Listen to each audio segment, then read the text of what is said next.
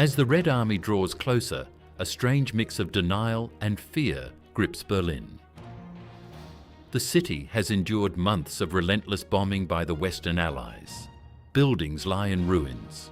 Streets are buried beneath mountains of rubble.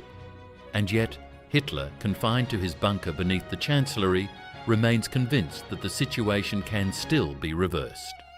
During those final days, Hitler moves divisions across maps that no longer reflect reality. He orders counterattacks by armies that have already been destroyed. He accuses his generals of being traitors, cowards, and incompetents. The Third Reich, which was supposed to last 1,000 years, is collapsing in real time, and its creator refuses to acknowledge it. Meanwhile, the civilians of Berlin have no such luxury. For them, reality is harsh and immediate. Trenches are dug in public parks. Barricades are built from furniture and cobblestones. The regime mobilizes even the youngest members of the Hitler Youth, boys of 15 and 16 years old, armed with Panzerfaust anti-tank launchers and sent to face Soviet tanks. Alongside them stand the elderly men of the Volkssturm, a last-minute militia, many of whom can barely hold a rifle. Can you imagine it? You are a Berlin mother.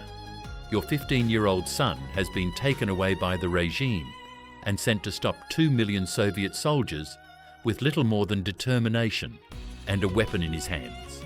And you sit in a basement shelter, listening as the sound of artillery grows closer with every passing hour. That is the reality hundreds of thousands of families will endure during those final weeks.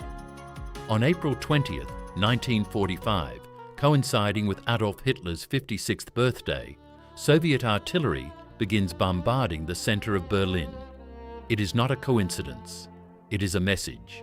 3 days later, on April 23rd, the first Soviet ground forces break into the outskirts of the capital. By April 27th, Berlin is completely cut off from the outside world. There is no escape, no reinforcements are coming. The city is surrounded, and the only question that remains is how much longer the resistance can continue. What follows is an urban battle of almost unimaginable intensity. Soviet troops advance street by street, building by building, room by room.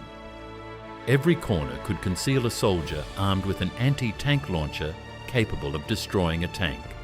Soviet commanders quickly learn an important lesson. Infantry must lead the advance, rooftops must be checked, and every basement must be searched. Even so, the losses suffered in the narrow streets of Berlin are unlike anything experienced during the entire campaign. Within those shattered streets and collapsed buildings are stories rarely found in history books. Soviet soldiers who have not seen their families for years, who do not know whether their children are still alive, advance carrying the memory of villages destroyed by the enemy. And German soldiers who already know the war is lost continue fighting, fearful of what will happen to their families once it is all over.